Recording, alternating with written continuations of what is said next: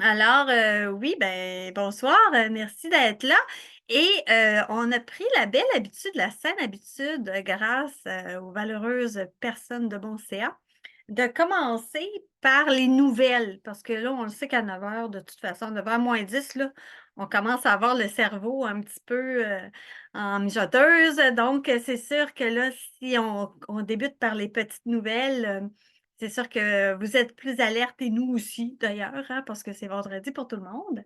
Alors, je laisserai la parole en premier lieu à Dominique, Dominique Guindon, qui est notre présidente, et pour lui laisser parler d'une expérience qu'elle a vécue dernièrement lors d'une journée, grande journée REPAC. Donc, Dominique, si tu peux nous faire juste un petit Oui, tableau de oui, cette oui, oui. journée-là.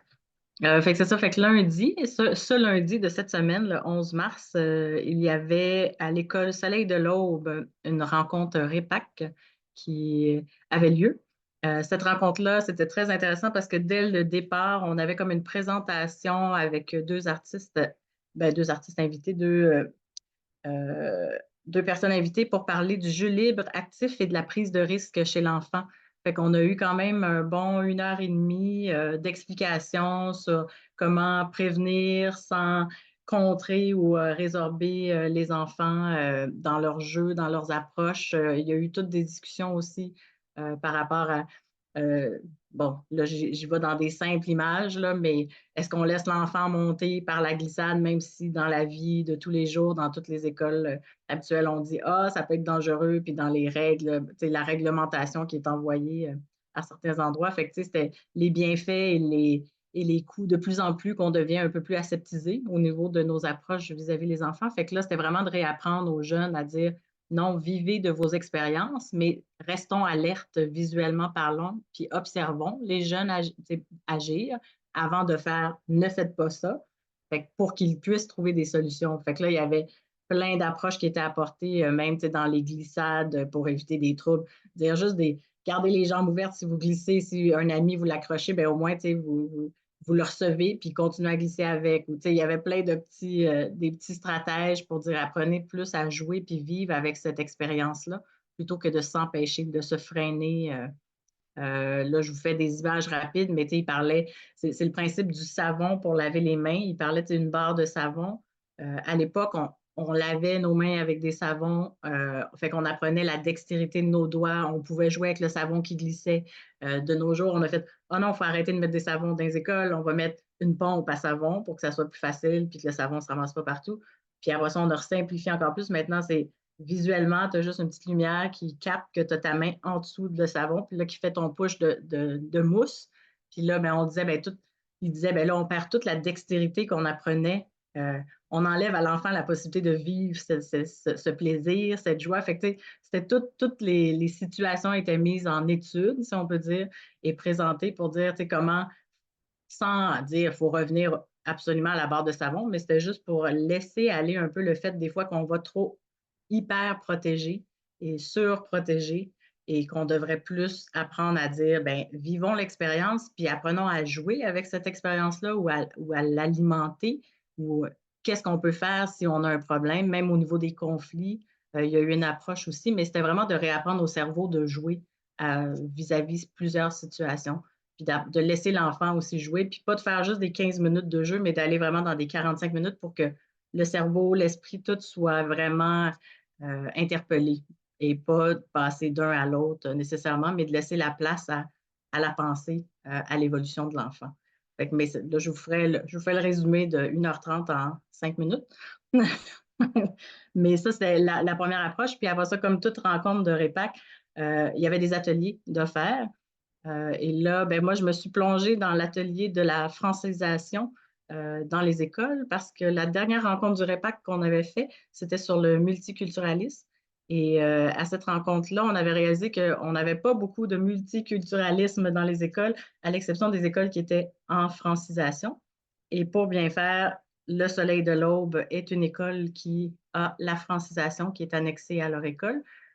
Fait que là, je me suis plongée dans l'atelier pour essayer de comprendre comment ça fonctionne, comment ça va, cette unité-là entre l'école de francisation et l'école alternative. Puis euh, le gros résumé disait que les groupes de francisation disaient on ne pensait pas être intégrés et acceptés et aimés comme ils le sont dans une école alternative.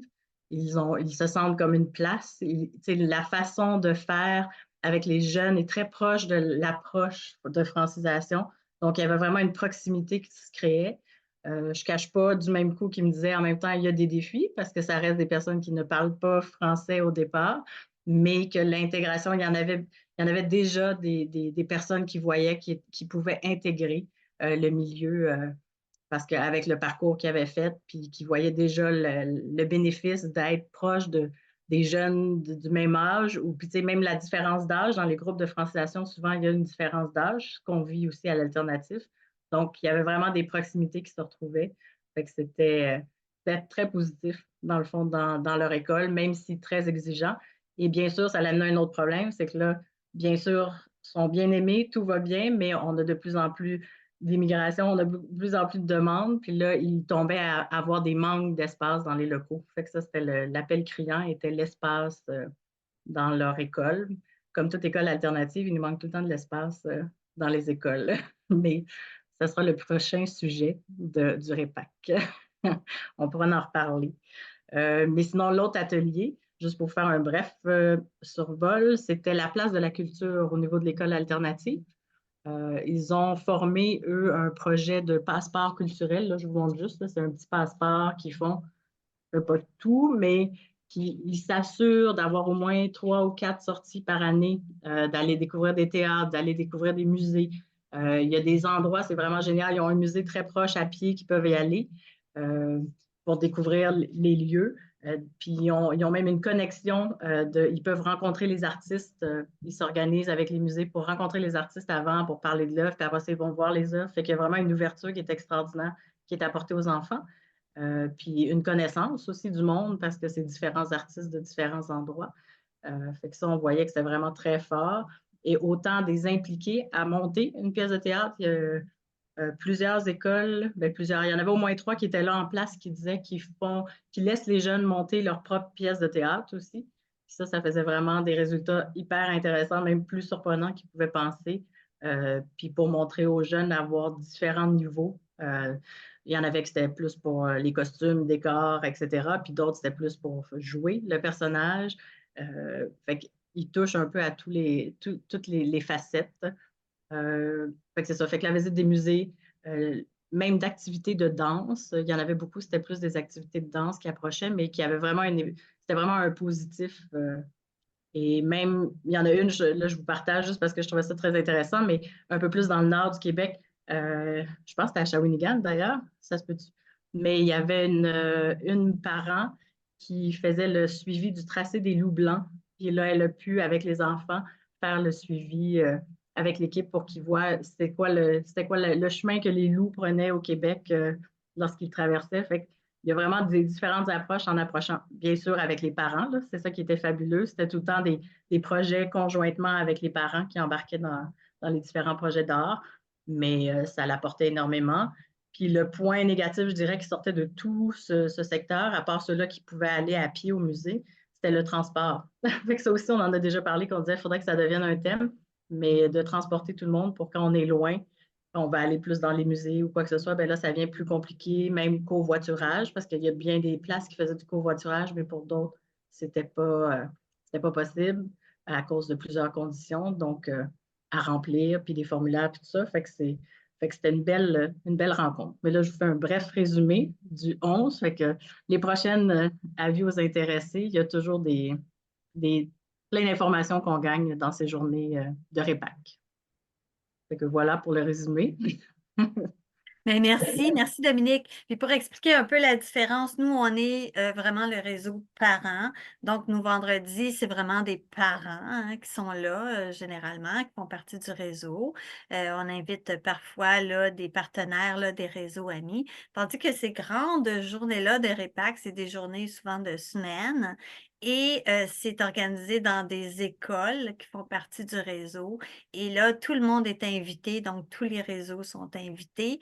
Évidemment, ben, les parents, des fois, là, c'est plus compliqué vu qu'on travaille souvent la semaine, mais certaines personnes comme Dominique peuvent se libérer une fois de temps en temps de temps et en temps. venir nous faire un compte-rendu. Donc, merci beaucoup, Puis tout le Dominique. monde, tu sais, il y a même des jeunes qui viennent, tu sais, c'est ouvert vraiment Mhm. à tout le monde. Oui. C'est ça qui est intéressant. Fait qu'on a on fait des groupes de discussion comme ça, puis il y a vraiment l'approche de plusieurs niveaux, plusieurs services de garde. Tu sais, on peut vraiment avoir toute une diversité. Puis ce qui était intéressant aussi, il y avait une rencontre de direction cette journée-là. Puis il y a eu 14 directrices, directeurs qui se sont déplacés d'écoles alternatives pour se rencontrer conjointement. Fait que c'était quand même intéressant par le nombre. Mm. Voilà. Ben, merci. Et, ah, il y en aurait long à dire, c'est sûr, parce que Oui, c'est très motivant et très stimulant ces journées-là. D'autant plus que oui, comme tu le disais, là, c'est vraiment tous les partenaires qui sont là, qui sont oui. présents. Donc, c'est intéressant. Merci. Et tu parlais, tu sais, du fait que lors de notre dernière rencontre du réseau parents, on parlait du multiculturalisme, entre autres. Hey, j'ai failli m'enfarger dans ce beau Mhm. mot-là.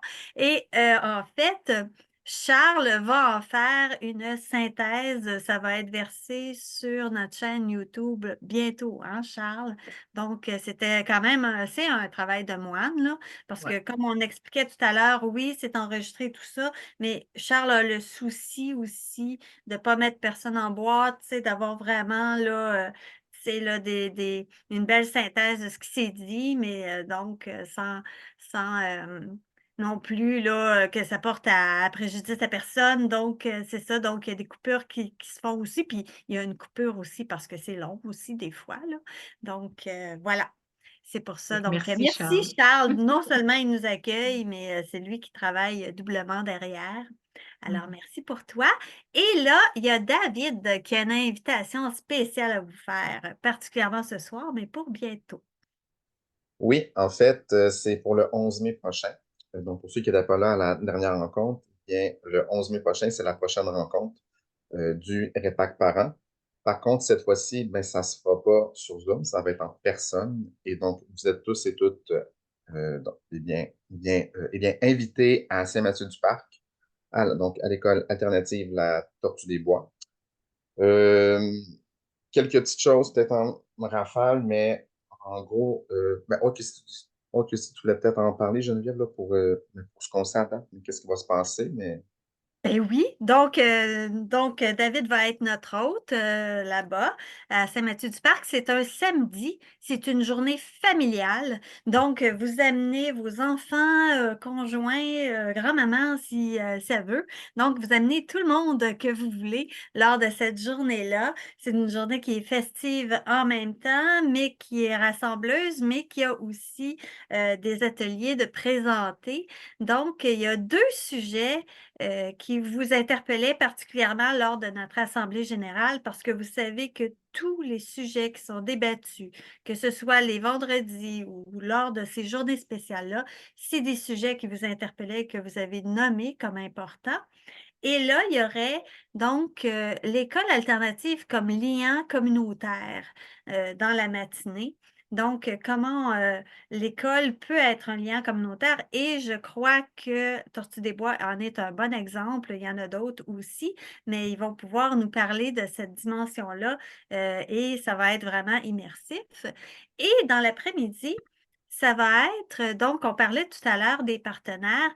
On va parler des services de garde alternatifs et c'est Patricia Lemieux qui est l'animatrice du réseau des services de garde alternatifs du REPAC qui va venir présenter cet atelier-là. Elle va inviter aussi d'autres membres de son réseau et on va parler, discuter de ce que c'est un service de garde alternatif.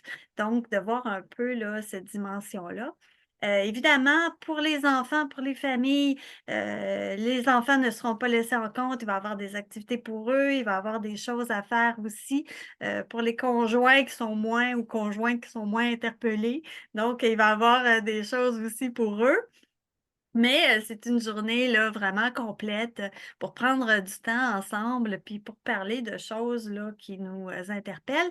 Et j'ai invité aussi notre réseau chercheurs. Donc, non seulement il y a des chercheurs là, au REPAC, des chercheurs amis, comme Philippe Chaubet, qui croient vraiment à l'alternative, puis qui sont là vraiment activement. Et lui reçoit en même temps des chercheurs qui viennent d'Europe et qui sont vraiment interpellés par le modèle alternatif. Puis donc, ils viendraient en famille chercheur participer à cette journée-là toute la journée, puis voir un peu zioter de quoi ça a l'air des parents alternatifs du Québec. Donc, ben c'est ça, ce serait une belle journée en perspective. Donc, c'est ça, si vous voulez la glisser tout de suite à votre agenda, le 11 mai. Donc, ce serait à Saint-Mathieu-du-Parc, qui se trouve à être combien de temps de Montréal à peu près, David? À peu près Euh, ben, c'est environ, 2h30 ou quelque chose comme ça? non, C'est moins. environ Non, moins que ça? 1h45. Ouais, à une peu heure près ça. quarante-cinq. Ouais, ça, C'est, hein? OK. fait Merci, je n'étais que pas sûr. ça se fait bien. Ça se Je fait l'ai bien. fait souvent. Donc, on a quelqu'un ici là, qui connaît le chemin déjà. Fait que, on peut tout suivre Guillaume cette journée-là. Oui. Peut-être juste Ah, savoir, par contre, qu'on va on va vous faire parvenir un petit questionnaire par courriel dans les prochaines semaines.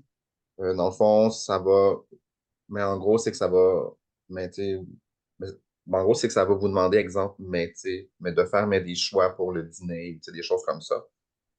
Puis aussi, pour les ateliers, ben, ça, c'est pas encore, oui, on a mais les thèmes, là, mais en tout cas, bref, c'est à voir, mais juste bien surveiller, mais votre boîte de messages pour que vous puissiez bien y répondre et être présent. oui, tout à fait. Puis on va l'annoncer aussi sur notre beau Facebook. Donc, on va essayer là, d'avoir le plus de monde possible. Puis en même temps, ben, de vous donner le goût de venir. Puis aussi, ben, d'être là pour vos suggestions aussi. Donc, voilà pour ça, pour cette partie nouvelle de notre rencontre. On va y aller un petit peu plus avant là, dans ce qui nous interpelle ce soir, ce pourquoi vous vous êtes déplacés virtuellement. Donc, vous avez bloqué votre vendredi exprès pour ça, vendredi soir. Merci encore d'être là. On a une petite tradition au REPAC parents, c'est de se présenter chacun, chacune rapidement quand même, là. Donc, en disant un peu, ben, notre école, la région, le nom de notre école, la région d'où on vient, puis le nombre d'enfants. Vraiment rapidement, mais juste pour se donner le goût un peu là, de savoir d'où on vient et tout ça, de voir quelle diversité on a aussi à l'intérieur du Québec. Donc, on se donne la balle un l'autre. Donc, on sait que David est à Saint-Mathieu-du-Parc, mais peut-être un petit peu plus avant, le dire ben, le nombre d'enfants et tout ça, puis le nom de la région et tout ça. Donc, je te laisse aller, David. Parfait, merci Geneviève. Donc, en fait, c'est ça. Donc, moi, c'est l'école alternative La Tortue des Bois. Donc, comme on l'a dit tantôt, il y a 84 élèves. Donc, c'est vraiment une belle petite école de village. Et je ne dis pas ça, mais de façon négative. J'aime vraiment ça. C'est vraiment beau, mais à voir. Ben,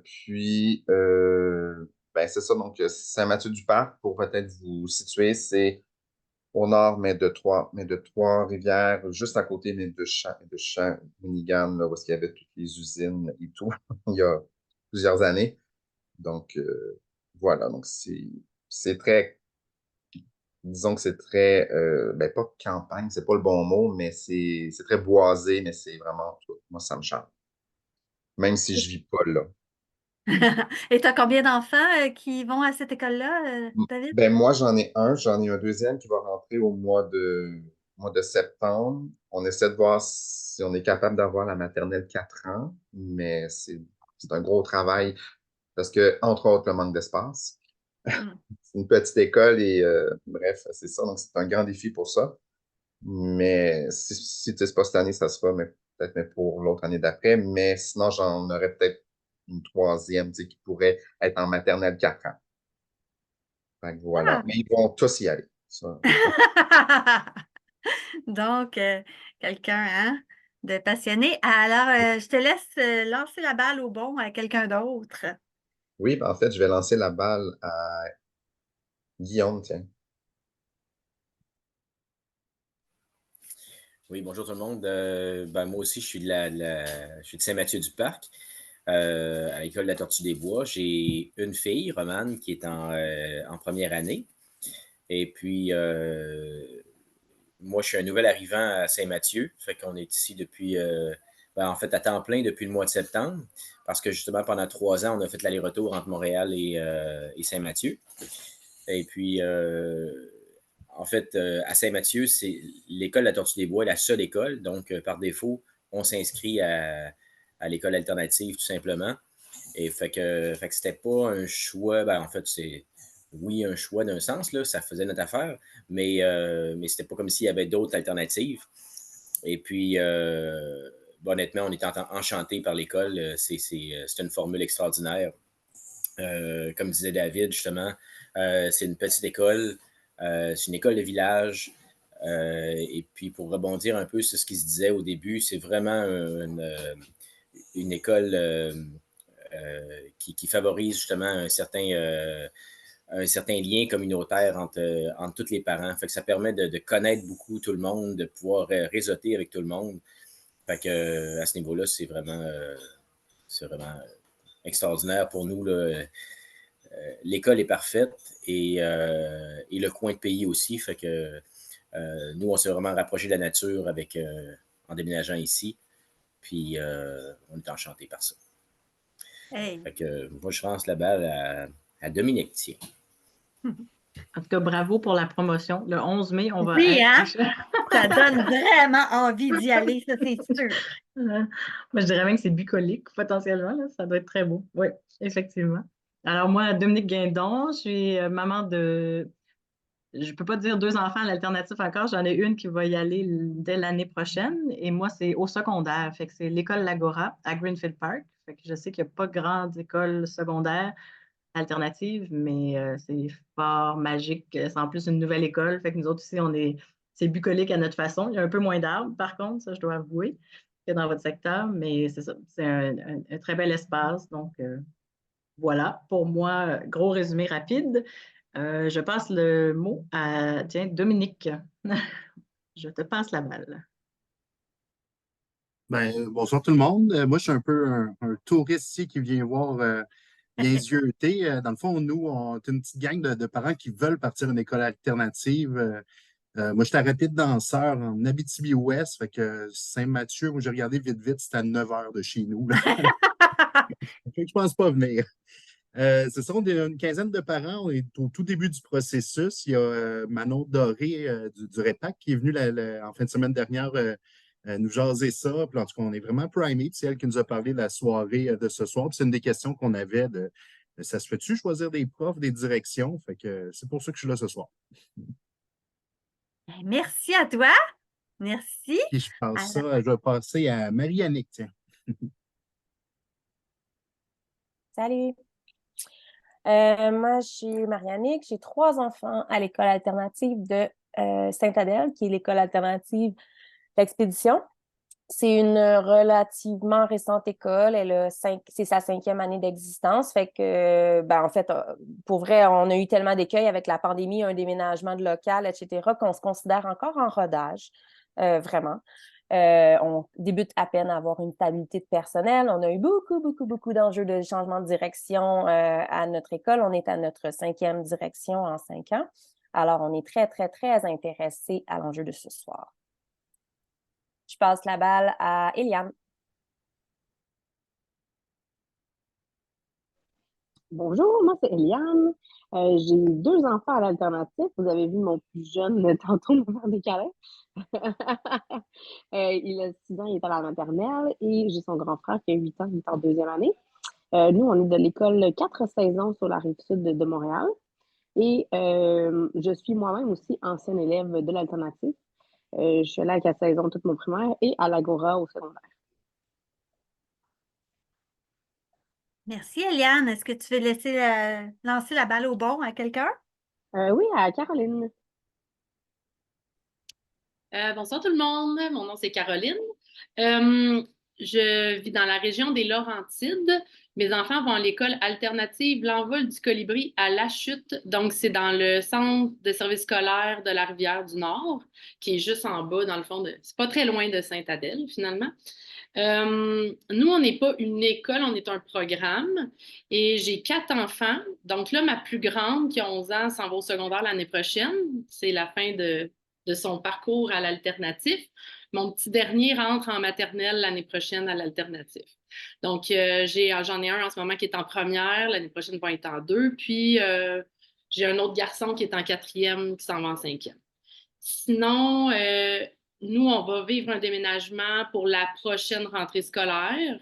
Là, on a comme une grosse problématique en lien avec justement, on veut conserver notre personnel enseignant. Le centre de service, il y a comme pas, ils n'ont pas beaucoup de réponses jusqu'à maintenant. Ils nous disent que oui, mais puis là, tout ce qui est direction, on change de direction, c'est complexe. Fait qu'on veut pouvoir. Moi aussi, l'enjeu de ce soir m'intéresse particulièrement pour ça. Voilà. Je lance la balle à. Donc, Simon, je suis papa de 2 enfants qui sont à l'école Les Colibris, donc dans Villeray à Montréal. Puis, donc, en première année, en 4e année. Puis, nous, en fait, la question intéresse, on est curieux de manière générale, là. Je parle de nous parce que je suis dans le comité de coéducation aussi, puis là, on va chercher l'information, on essaie de diffuser ça ensuite. Mais puis on a eu la chance de compter sur une directrice justement qui est restée là longtemps, donc puis qui a changé, qui est partie à la retraite l'année dernière. Donc juste curieux des discussions puis de voir c'est quoi les enjeux pour en savoir plus. Je passe la balle à Isaline.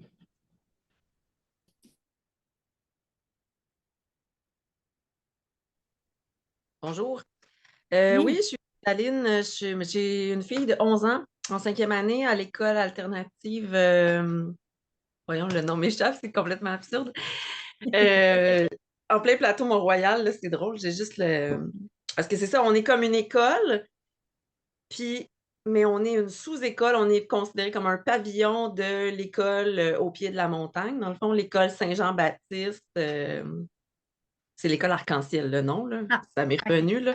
Excusez. C'est une vieille école, là. Ça fait comme plus de 40 ans que l'école Arc-en-Ciel existe, mais au fil des ans, elle a été déménagée, annexée. Puis c'est ça, c'est une école. Quand on est arrivé, il y avait à peu près 170 élèves. Ça fait 2 années de fil que ça grossit d'une classe. Donc, tu sais, la maternelle, il y a une nouvelle maternelle, donc après ça, les élèves continuent. Fait que c'est une école qui est en expansion. Puis justement, les enjeux de direction, parce qu'on est une école, au sein d'une école, on a une assistante directrice, mais qui est aussi affectée à une autre école. Puis même chose que je ne sais plus qui nommait là, le roulement. Nous, depuis qu'on est là, c'est la 4e personne, puis on est en 5e année. Donc, puis c'est ça, préserver ce qu'il y a d'alternatif dans l'alternatif, c'est un enjeu. Puis cette année, on a même perdu, le service de garde était auparavant très alternatif.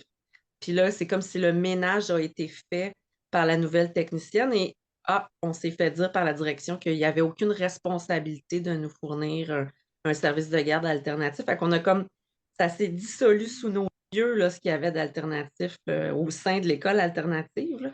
Fait que c'est ça, je suis un peu sur le fly. Moi aussi, là, je me suis mis avec caméra pour cette partie-là, mais je vais enlever l'image après. J'ai plein de choses à faire, mais j'étais vraiment interpellée par ces enjeux-là parce que si on veut préserver l'école, ça commence beaucoup par la direction puis le personnel. Fait que, bref, je vais passer est-ce que Rose-Hélène, je crois qu'on t'a pas entendu, hein? Je vais passer à Rose-Hélène. Oui, allô? Bon, moi aussi, je suis un peu comme en 2 affaires, là, fait que je me suis connectée avec la caméra pour me présenter, là. Je viens de l'école Étoile filante dans le quartier Notre-Dame-de-Grâce à Montréal. J'ai un petit garçon qui est en première année, puis une petite fille qui commence la maternelle en septembre. Puis je vous dirais, là, c'est assez nouveau pour moi parce que notre école n'a pas la maternelle alternative, donc ça commence en première, puis on a eu 5 semaines de grève au travers de ça. Fait que je suis un peu encore pas trop au courant de tout ce qui se passe, là, mais mon expérience jusqu'à maintenant, c'est super positif. C'est vraiment beau de voir le milieu, là, comment ça se passe, puis de voir les élèves, là, comme ils arrivent en classe, ils sont super responsables, ils font déjà plein de travaux de façon autonome, puis travaille en équipe. Fait que je suis contente, mais je peux pas dire que je suis encore experte, là. Donc, c'est ça. Puis, je vais écouter avec intérêt la conversation de ce soir. Puis là, je sais pas si j'ai besoin de passer à quelqu'un d'autre. Laissez-moi voir. Ça va être le moment où on va se diviser en petits groupes pour pouvoir discuter. Et là, je vous ai préparé quelques questions. On va pouvoir voir ça ensemble. Donc, je vais utiliser le super pouvoir de partager l'écran. Charles, oui? Ah, Oui, absolument. Puis c'est le même document que tu nous as envoyé sur la discussion oui, Facebook. oui, oui. Je vais le reprendre, puis je peux faire comme à la dernière rencontre, je peux vous le diffuser dans toutes les salles en même temps. Ah, Comme ça, super. vous aurez accès aux questions en même temps. Fait qu'on va le réviser ensemble avant, puis après ça, je vais pouvoir vous laisser discuter librement dans votre petit groupe. Alors, pour débuter cela, pour voir premièrement, hein, quand on parle de conditions, de quoi qu'on parle, c'est ce fameux petit livre-là que vous avez peut-être, attends, là, je ne sais pas si c'est devant. Bon, comme ça, peut-être papier, peut-être aussi sur le site du REPAC. Si vous clavardez là, REPAC, il y a ce site-là, la version virtuelle de ces conditions-là, des conditions pour naître et se développer.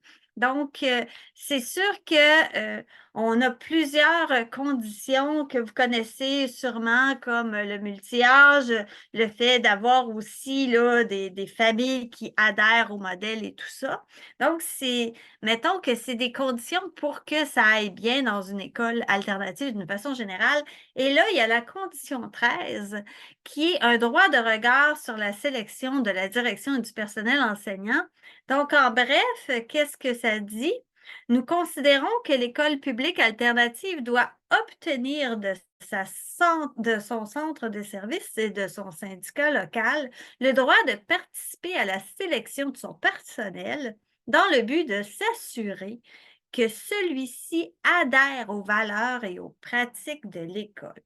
Donc, cette condition-là, on va le dire tout de suite, c'est comme un vœu pieux. Hein? Parfois, ça fonctionne avec le centre de service, avec le syndicat. Des fois, il y a des choses qui accrochent, mais c'est quand même une condition. On se rend compte que ça fait une différence. Vous l'avez nommé même, souvent, même en vous présentant, quand il y a une direction qui y croit ou quand il y a une direction qui y croit moins, comment ça peut avoir un impact. Alors moi, j'ai joué un petit peu à l'avocat du diable avec mes questions. Vous allez voir que, dans le fond, on peut parler de cette condition-là, mais en essayant aussi de se donner des outils puis des armes, un peu là, des, euh, des, euh, des faits qui pourraient être vraiment vérifiables aussi, là, et pas juste d'être dans le vouloir ou dans la volonté, mais qu'est-ce que ça veut dire pour de vrai? Alors, question de l'avocat du diable numéro 1. Pourquoi ce serait plus important dans les écoles alternatives d'avoir un personnel qui adhère aux valeurs de l'école? Tu sais? Déjà, selon hein, les préjugés qu'on a, déjà qu'on garde les meilleurs parents, hein, pourquoi on devrait avoir les meilleurs profs aussi en plus? Donc, pourquoi est-ce que ça ferait une différence qu'on soit dans une école régulière ou dans une école alternative que le personnel adhère aux valeurs ou pas d'une école? Puis, qu'est-ce que ça change en deux, concrètement, dans une école, que les profs et la direction adhèrent aux valeurs ou pas? Puis aussi, c'est quoi ces valeurs-là? C'est quoi ces valeurs-là auxquelles on veut que les profs et que les directions adhèrent?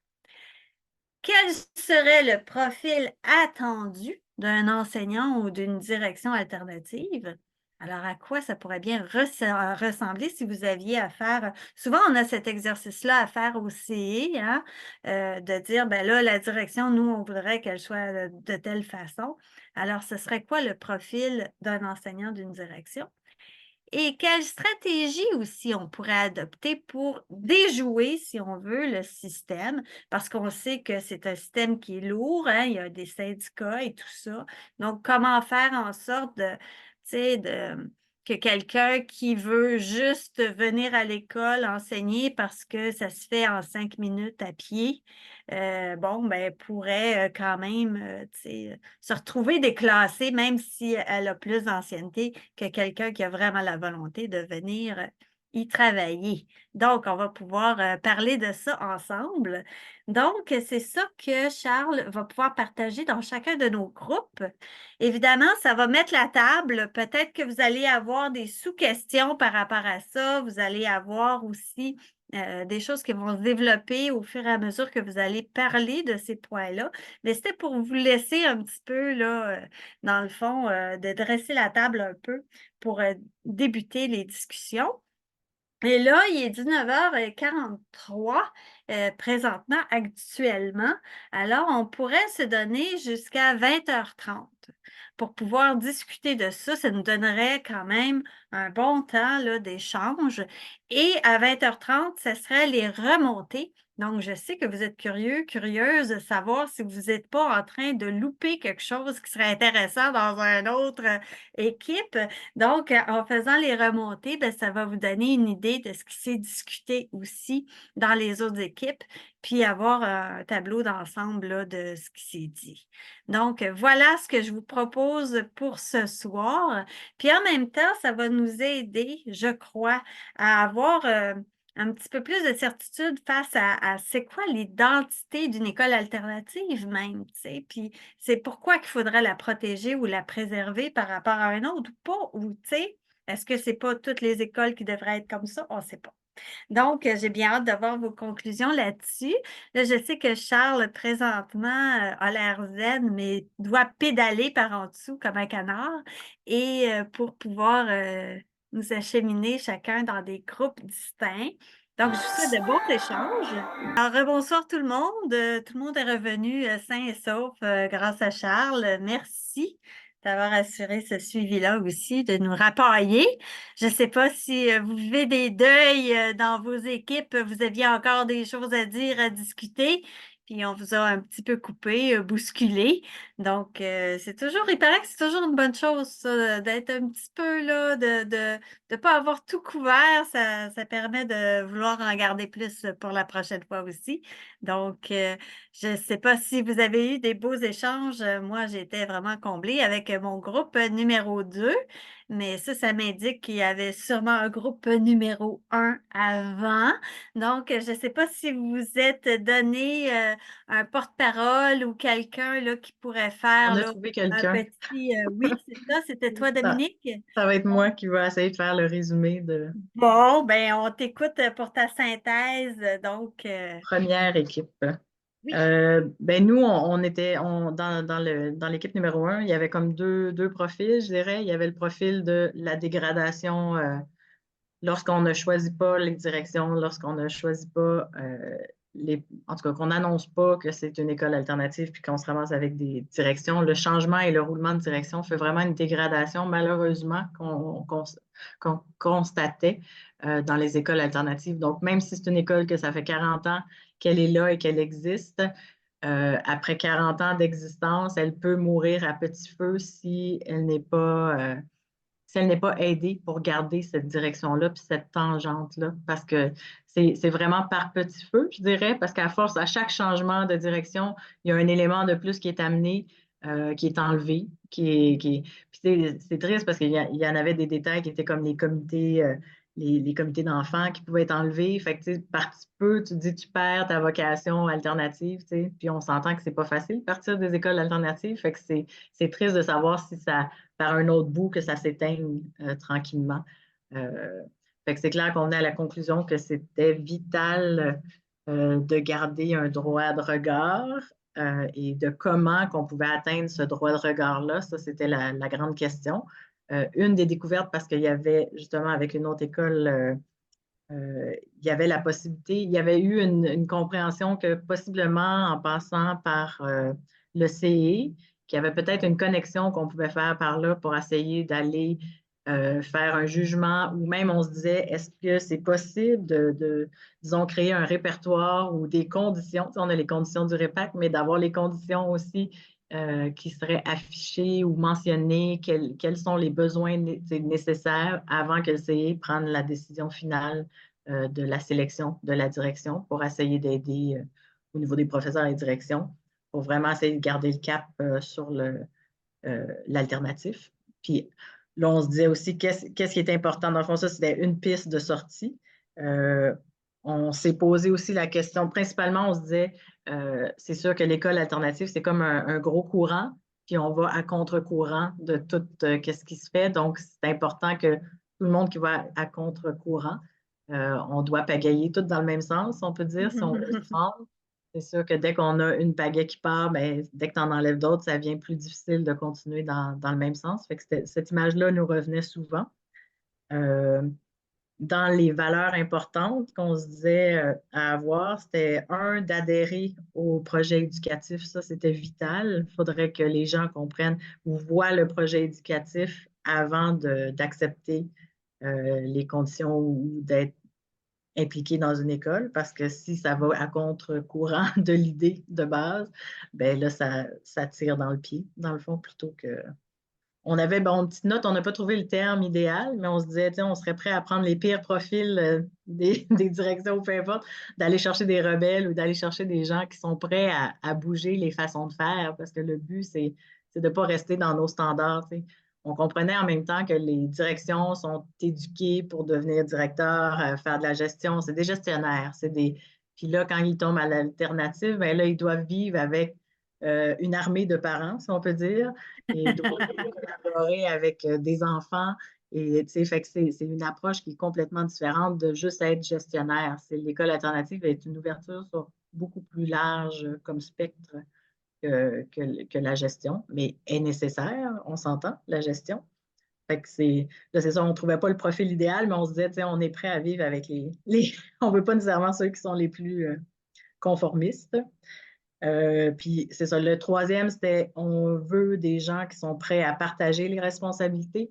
Je disais une armée de parents, mais il faut être prêt à cohabiter avec les parents, puis être prêt à dire ben, que les parents ils ont le droit à des espaces, ils ont le droit pour que les enfants puissent vivre. C'est vraiment le noyau parents-enfants, direction et professeurs doit être soudé.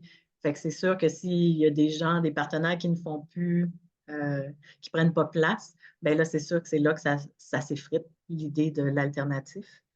Puis il y avait le mot humilité qu'on aimait beaucoup, dire que pour quelqu'un qui prend la direction, il doit avoir comme une humilité qui est importante, comprendre, c'est pas... on est tellement, c'est ça, un noyau plus serré que c'est ça, cette collaboration-là, cette humilité de ne pas dire, ben je dois être à tel niveau versus toutes les autres. Il n'y a pas de niveau, c'est vraiment un même plateau pour tous. Fait que ça prend beaucoup d'humilité, peut-être pour quelqu'un d'être embarqué. Fait que humble, on aimait bien. Après ça, je vais juste regarder mes notes. Répertoire spécialisé. Un des défauts qu'on réalisait qui amenait peut-être des fois des changements de direction aussi, c'était que souvent les écoles alternatives étaient plus des écoles spécialisées, annexées. Donc là, ça créait tu avais souvent la direction adjointe qui s'occupait d'un secteur plutôt que la direction. Puis là, étant directeur adjoint, ben, tu es comme on se disait, tu as une marche, tu es directeur adjoint, mais un jour, tu vises d'être la direction ultime, si on peut dire. Donc, tu ne resteras pas là. Fait que c'est ce qui crée un peu le changement, le roulement, potentiellement. C'était comme, on se disait, peut-être c'est ça qui amène à cette... fait que des fois, quand on est une marche, on n'est pas le sommet. C'est peut-être ça qui fait aussi qu'il y a des roulements dans ce niveau-là. Mais si on fait nos conditions OCE puis que tout passe, ça devrait aller dans le futur, on l'espère bien. Puis je regarde si j'ai oublié quelques petits trucs. On avait juste fait une petite note aussi. On a parlé aussi de l'intégration des fois avec nouveaux professeurs, puis tout ça, s'ils ne sont pas dans le domaine de l'alternatif. Maintenant, il y a des programmes de parrainage un peu pour les nouveaux profs pour essayer de les intégrer puis comprendre la philosophie puis le travail de l'alternatif.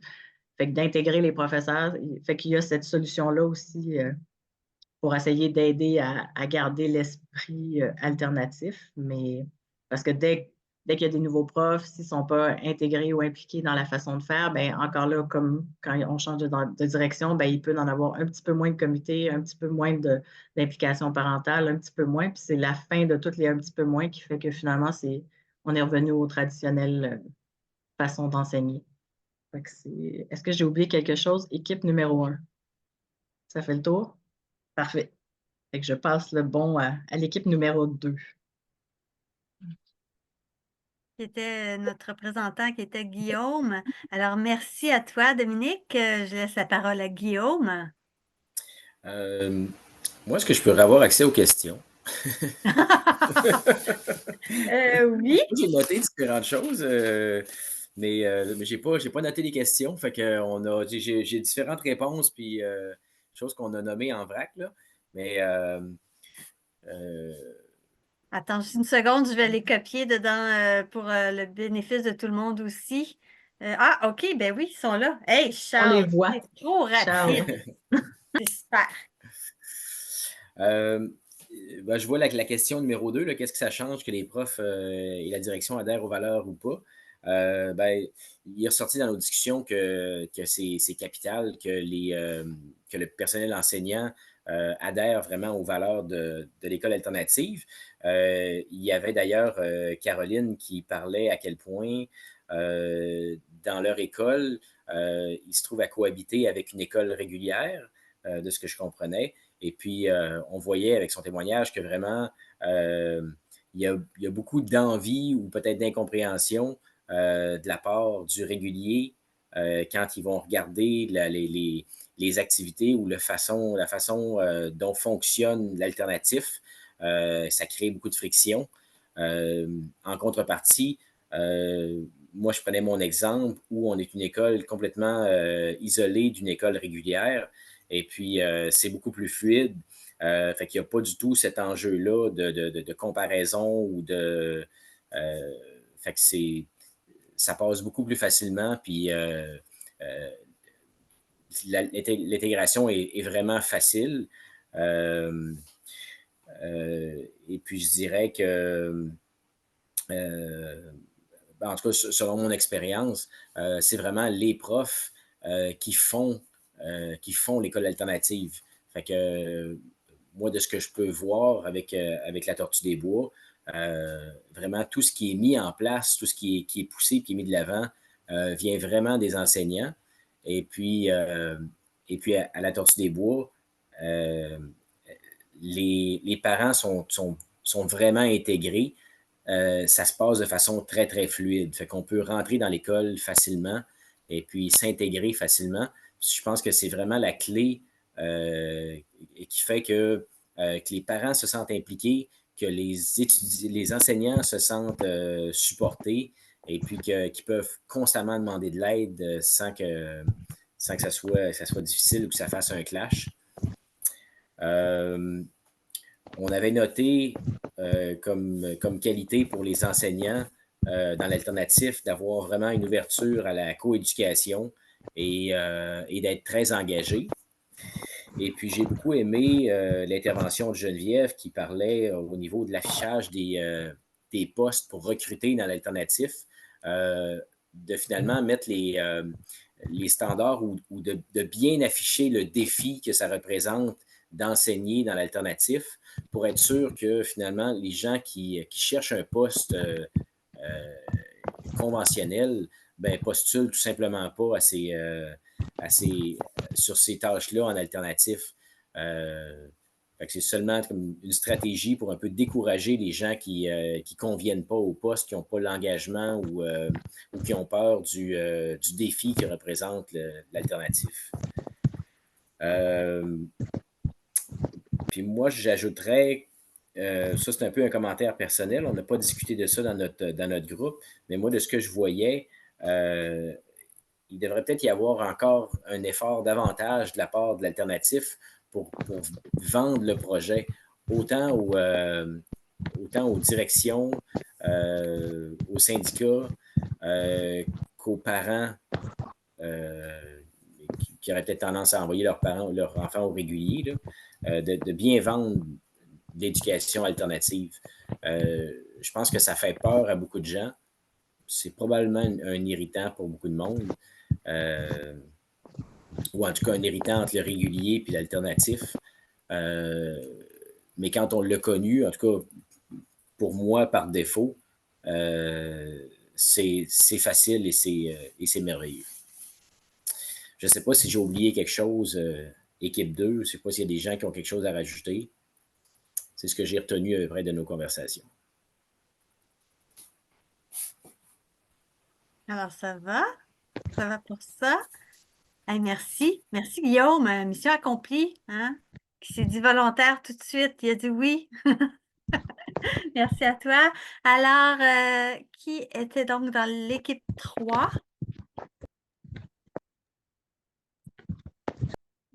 Moi, j'ai pris les notes, Mariannick. Ah, OK. Mariannick. Oui, on s'est attardé aux 4 questions. On a beaucoup discuté de la question 1, mais je la trouve moins pertinente en remontée, mais malgré tout, je vais nommer quand même quelques trucs qu'on a. Ben, c'est parce qu'on voulait s'attarder plus sur les solutions de questions 3 et 4, là, finalement. Mais il y a quand même des choses importantes qui ont été nommées, entre autres, c'est pourquoi on devrait sélectionner notre personnel plus que le régulier. L'alternative, c'est une autre méthode. Ça demande d'innover. Innover, ça l'amène de l'inconfort.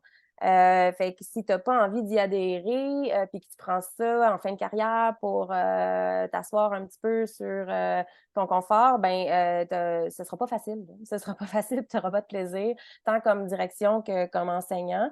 Donc, comme il faut fonctionner différemment, entre autres avec la coéducation, il faut que tu sois à l'aise là, d'avoir des parents dans ta classe. Là.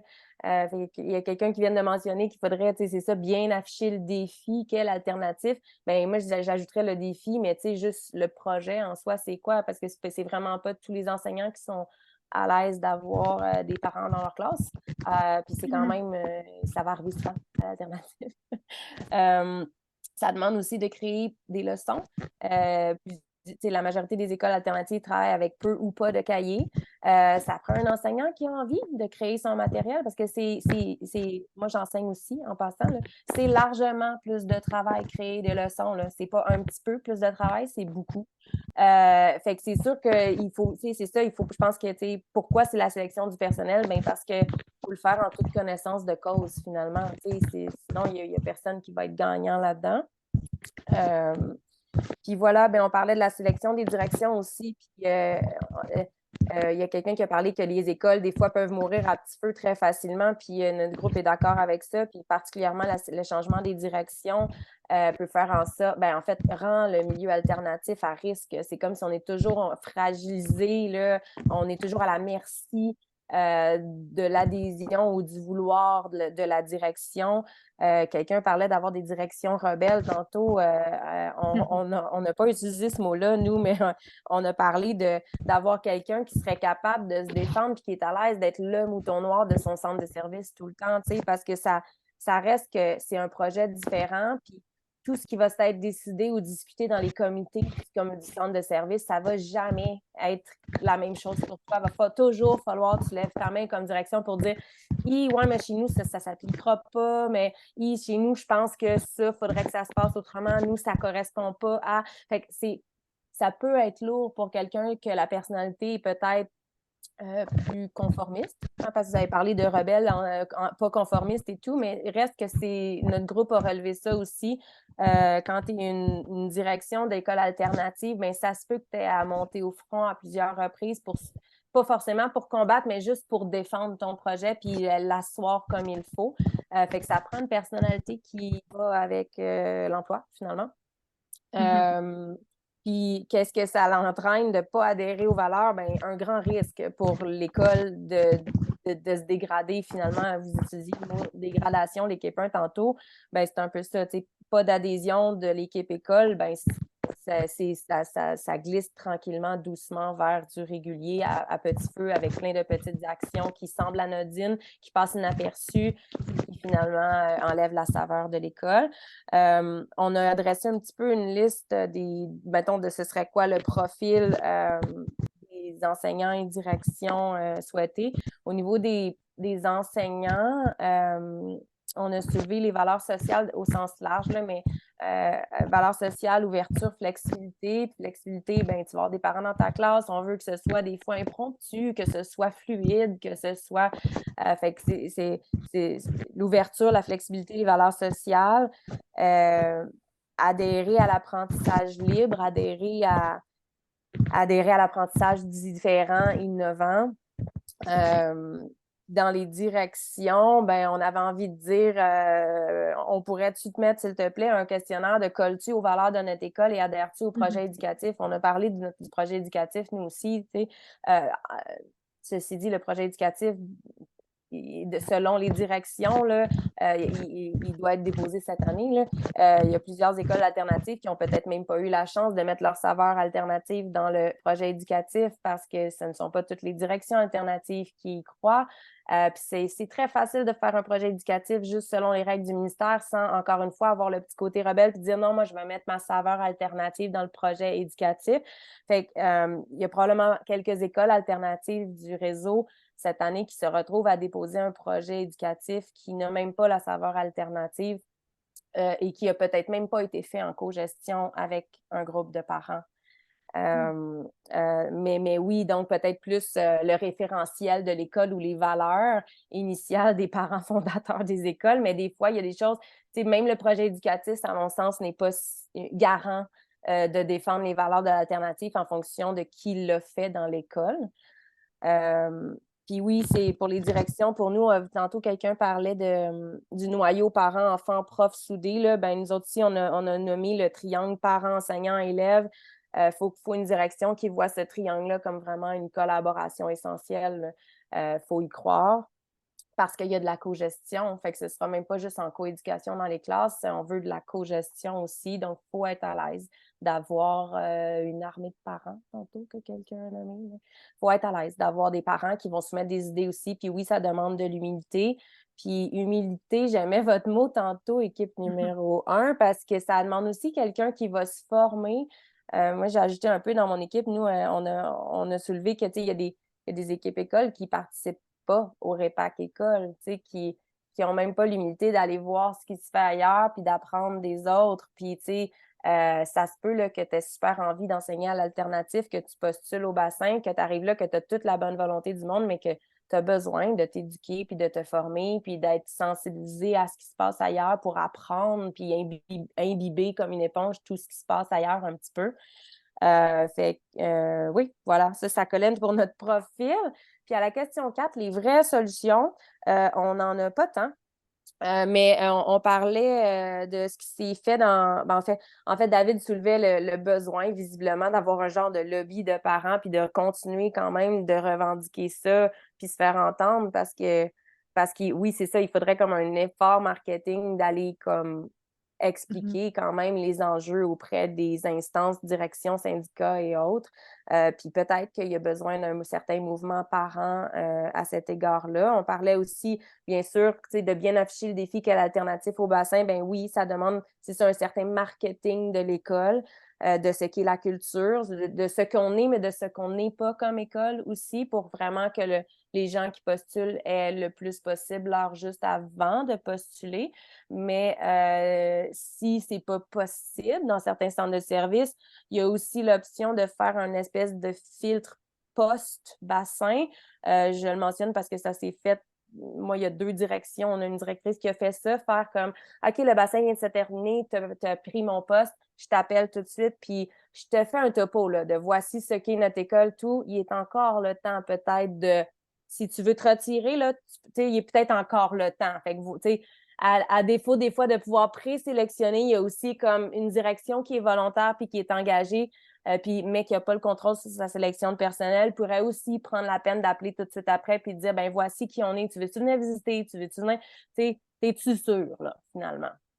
Fait que c'est ce qu'on avait noté. Puis sinon, ben moi aussi, comme je me rappelle plus qui est numéro 1 ou qui est numéro 2, moi aussi, je me rappelais du meeting de novembre avec, je crois, Pierre, qui avait mentionné qu'eux, ils avaient rentré dans leur régie interne de CE une genre de sélection de direction ou de personnel. Puis là, moi, mes notes étaient vagues à cet effet-là. Je serais vraiment, vraiment intéressée à avoir un petit peu plus de protocole ou d'informations sur ce qui avait été mentionné, parce que moi aussi, je m'en rappelais, il y a une autre équipe qui l'a mentionné, là, mais j'ai très peu de détails sur comment ils ont réussi à faire ça dans leur CE. Mais en fait, ça fait partie du rôle du CE, de donner un profil de la direction qu'ils souhaitent avoir. Ça fait partie d'un des rôles du CE, là, de faire ça. Mais ça ne veut pas dire que le centre de service écoute. Ou, tu sais, ils peuvent dire, ben là, votre candidat ou candidate idéale, là, il n'existe pas, tu sais. Mais c'est quand même un des rôles du CE de le faire. Donc, c'est un exercice du CE de le faire, ça, de faire un profil de la direction. Pas des enseignants nécessairement, mais de la direction, oui. Hey, merci, Mariannick, vraiment, équipe 3. Est-ce qu'on oublie quelqu'un? Caroline, tu voulais rajouter quelque chose? J'ai une petite question pour Marie-Annick. Est-ce que tu travailles au centre de service scolaire des Laurentides, c'est-à-dire dans le même service scolaire que tes enfants fréquentent? Oui, moi, j'ai enseigné à l'école de mes enfants l'année passée, mais moi, j'ai pas de poste encore. Là, fait que j'ai enseigné à mon école l'année passée. Puis cette année, je suis dans une école régulière. Je ne sais pas si tu as vu passer dans les courriels Z45 du syndicat, il y a une formation sur les rôles du CE mercredi prochain à 17h30. De ce que je veux dire, c'est que c'est vraiment le timing est excellent. Je vais y Prends ça assister en note. d'après moi. C'est tout. Ah, ben c'est parfait, ça. Donc, c'est à ça que ça sert, nos rencontres aussi, hein, de se réseauter. Ben, merci à vous. Partager. Est-ce que oui, partagez l'info. Est-ce que, oui, je vois à Rose-Hélène qui a la main levée. Est-ce que tu avais la main levée pour nous? Oui? Non, non, non, pas du tout. Ah, d'accord. Alors, est-ce qu'il y a quelqu'un qui veut s'exprimer par rapport à la soirée? Il y aurait quelque chose qu'il voudrait rajouter? Guillaume? Moi, je rebondis un petit peu sur ce que Mariannick disait tantôt. Je pense qu'elle disait que c'était un commentaire de David pour ce qui était de la promotion puis de l'éducation sur l'école alternative.